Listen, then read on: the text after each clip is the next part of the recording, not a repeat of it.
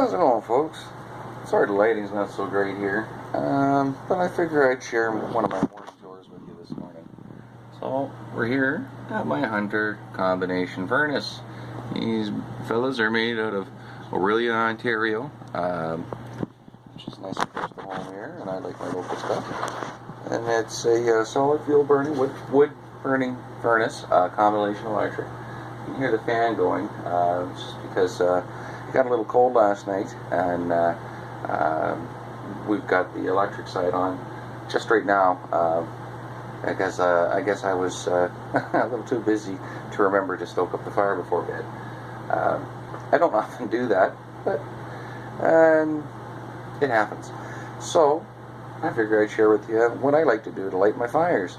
So I've got all my kindling pre-stripped over here. I just do that with a little hatchet as I bring it in. Right now I just got a bunch of dry ash. Ash takes off really good. And a couple of the hatchets I use, this little Fiskars is a nice light thing, and it swings real easy. So when I'm a little stiff and sore, I like to use that one. But I mean, when I still got hair on my chest, I like to swing this Coleman axe, believe it or not. It's just a cheapo Coleman hatchet. You know, it's got an aluminum handle or steel handle, whatever that is. And I bought it a few years back for like $5 or $10, and I love this little thing. It's got a nice head to it. Like, it's really heavy. I don't know if you can see the profile, but it's a nice little splitty profile, and it's got a nice little end to it. It's fairly sharp. So that's the little hatchet I like to use for my kindling. And I like that Fiskars too. And out in the shop I've got a Gerber. It's just what I come across and try, and I haven't really settled on a hatchet yet, other than maybe that Coleman.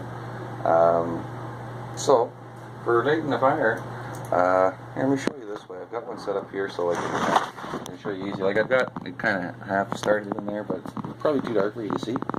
So, boy, is it ever dark in here. Try something.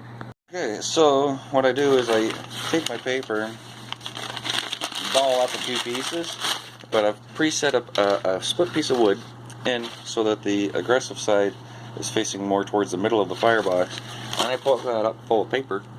And then what you do is you lean your kindling over the paper, so on and so forth, you know, and then when that lights, there's an air pocket there, and it'll get in and get that all hot and burning. Then you start stoking up with bigger stuff, and away you go. At least that's how I do it. I used to do like, you build like a sort of a Jenga structure, but I found I was going through too much kindling. And this, you use a little less, and it seems to work just as well. And it's nice just having a little bit of split wood, so you can just sort of lean it up on that, and off she goes. So without further ado, let's get back to this, and we'll go ahead and try it. I'll show you one more thing that I do sometimes. Like, I can just as easily reach in here and light this piece of paper there. It'll take right off. But as you know, sometimes we paint ourselves into a corner. So what you do, if you've got a little too much in the way to get down and light your paper with your lighter, or even with a barbecue probe, you can just light an external piece of paper on fire, let that take off, set it down in there, it'll spread. It'll get, as you see, it kicks her off pretty good. Paper is awesome for starting fires, and it's free. Comes right to the door, delivered to me. And yeah, it'll spread, and it'll get under there, and it'll catch the other paper that I've got crinkled up underneath the kindling. But yeah, as soon as that starts catching, we're pretty much good to start throwing a little bit of whole wood on, you know, like some of this stuff, which is I think this is good dry maple. I'm not sure about this one particularly.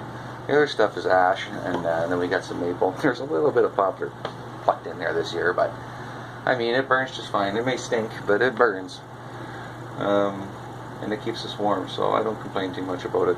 I try and burn mostly hardwood, because here where we're at, it's cold. So the hardwood puts off a little bit more BTUs. I do have softwood, like I have some old cedar and some old spruce here to burn on more milder days, but I don't really burn it too much.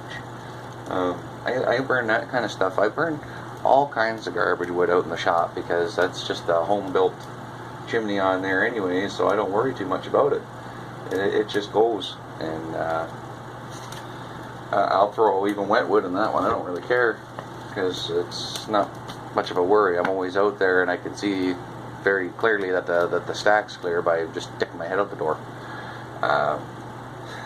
So if the smoke backs up in there, then well, I'm getting the heck out of there in a hurry. It doesn't take fire. Well, hey, heck, if anybody who's seen my chainsaw restoration videos, anybody knows when I fire up one of them old power saws, I get smoked out anyway. So it's not the first time. It won't be the last. But at any rate, that's what I like to do. That's my Hunter combination wood burning furnace.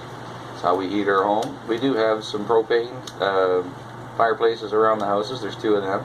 But we don't really use them for heat. They're just more or less, I mean, whenever we want to cozy up together and sit by a fire, we turn them on. But yeah, this is our main source of heat for the winter time, and I really love it. It's a great furnace. It's been an awesome furnace.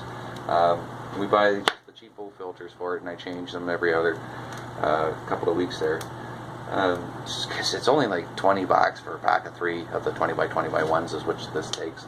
And I can't see the point of leaving one in there for longer than a month for that price.